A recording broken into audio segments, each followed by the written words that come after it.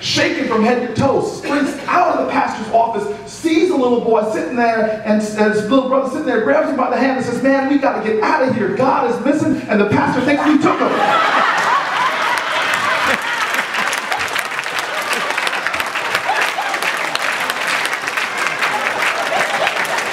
Ladies and gentlemen, there's a lot of responsibility on the shoulders of the heroes, the humble heroes in this room. A lot of responsibility. Because there are people right now in this great state who are hurting, who are wondering where the next job is going to come from. There are senior citizens who work their whole lives. Sam Oser came over to my table to talk to me about this. That now live in a state of insecurity and fear. There are young boys and girls who do not have access to education. Their parents are worried that they can't find institutions that will serve their genius. They're worried about having to cut things like gym and art just to keep their schools going. I tell you now, there is a state of insecurity in our communities where people are hurting and worrying and asking that question. Where is God in all of this? Where's God? How can these injustices go on? But you see, we all know a different story. That sometimes in the pit of doubt, that we must be the faith. We know that sometimes in the challenges of despair, we have to be the hope. We know that when the world calls out for a hero, we are the ones that need to be heroic. And we also know that heroism, true heroism, is not seen by an individual act, by running into a burning building. No, that is not true heroism. True heroism is seen in the story of America, by ordinary people who refuse to allow their inability to do everything, undermine their determination just to do something every day. Acts of goodness and kindness and decency and love for the cause of our country. That is heroism. It's committing yourself to the persistent, indefatigable work of advancing our nation. It's those days that we have where courage is defined by getting up in the morning after a tough election, after discouragement, and still putting your feet on the ground and going out in another day of working. Yes. It's about waking up the moral imagination of your neighbors who have been distracted and have been confused about what the facts are. It's about standing on street corners and handing out pamphlets. It's about calling up people on phone banks and waking them up to the urgency of the day. It is about standing up like our ancestors did. Standing up for righteousness, standing up for justice, standing up for truth. It is about reaching out to your fellow brother and sister and calling them to join you on the field of battle because the cause is so great, the dream is not fulfilled, there is work to do. And here in Florida, your dedication, your love, and your courage can ignite this country to know that America is great, but our best days are ahead of us, and we will get there together, always together. Thank you so much. God bless you. God bless Florida.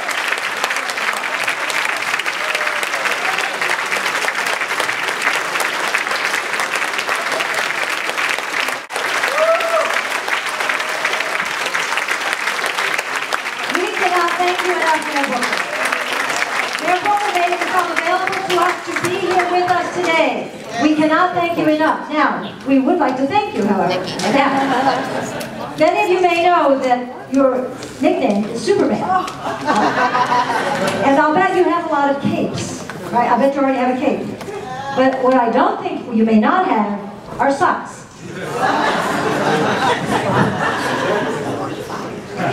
One size fit all.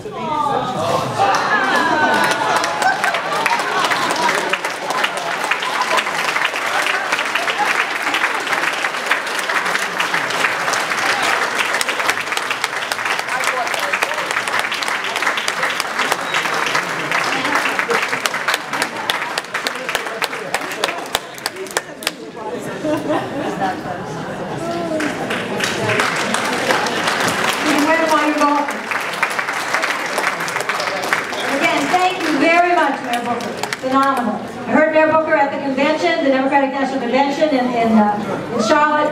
He knocked the socks off there, and we wanted to put some socks back on him. Now, there's one person in this room who's equal to Mayor Booker, and it's the man that I inadvertently insulted a few seconds ago. I'd like to have our Congressman Ted Deutch, our own Congressman Ted, come to the stage.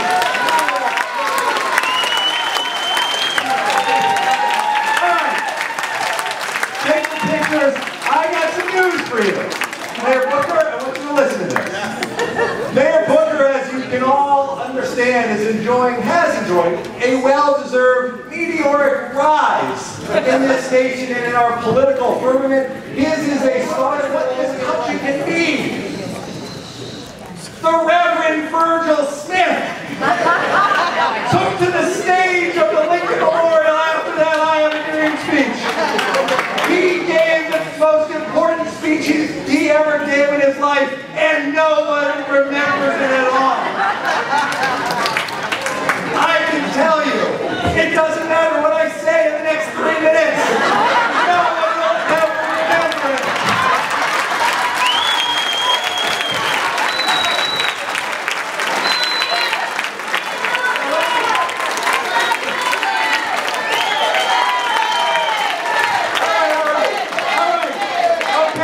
All right, don't patronize me. All right.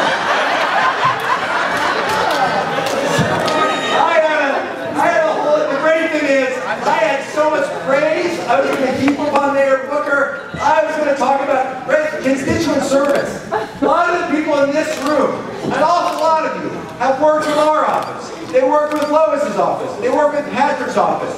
We provide constituent service. We help people with Social Security and Medicare and veterans issues.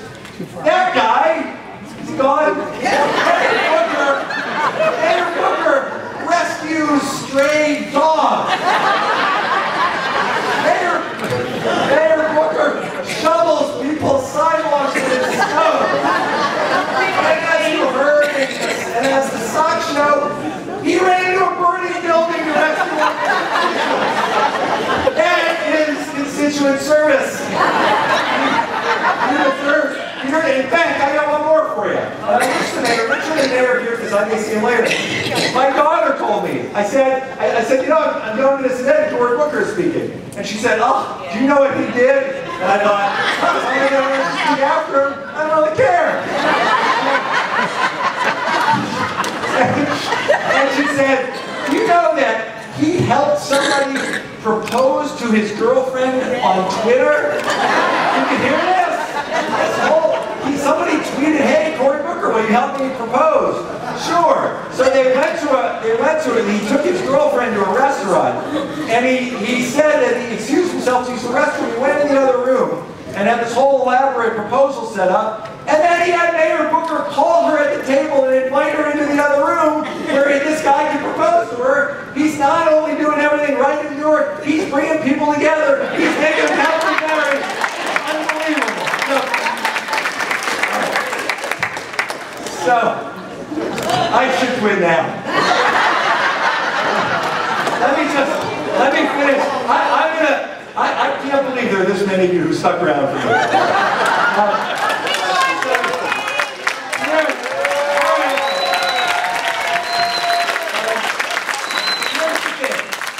Here's the thing. I have, one last thing about Mayor Booker. That story he told at the end, that powerful story, stole that from me.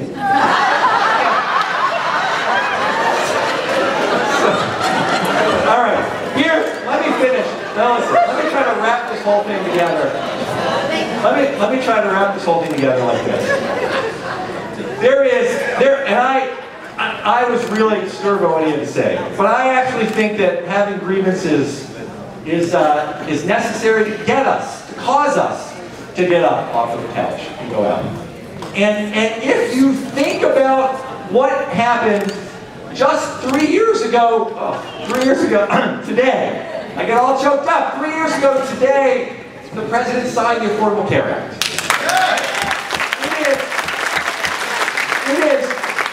It is before that.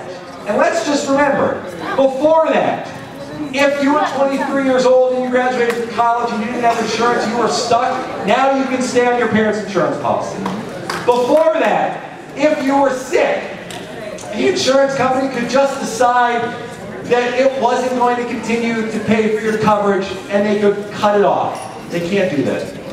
Before that, if you struggled throughout your life with an illness, that made it impossible to get health insurance because it was a pre-existing condition that the Affordable Care Act says insurance companies can no longer use to keep insurance. And the promise of health care for tens of millions of Americans was nothing more than a dream. When the President signed the Affordable Care Act, all of that changed. And it wasn't the President who did it. And it wasn't Congress who did it. You did it. And we did it. And when we look ahead to next year, and on this the mayor is exactly right, we realize what all of us can do together. And there is a lot of work to do. Because we're not finished yet. As long as we have a governor who slashes our investment in our kids and increases giveaways to corporations, we're not finished yet. And as long as we have a governor who's fought over and over to limit access to health care, to fight the implementation of the Affordable Care Act, we're not finished yet. And as long as we have a governor who looks at union members and teachers and public employees and says that you're the problem with our state, we're not finished yet.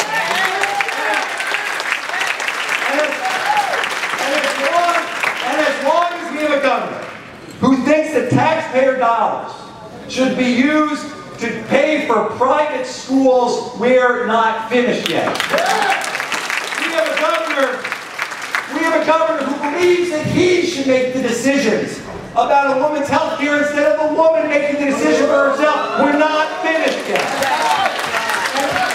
And as long as we have a governor who doesn't believe in full equality for all Floridians, who doesn't believe that in Florida you should not be able to be fired simply because of your sexual orientation or your gender identity, and in the state of Florida, whether or not you can adopt a child should be strictly based on what's in the best interest of that child.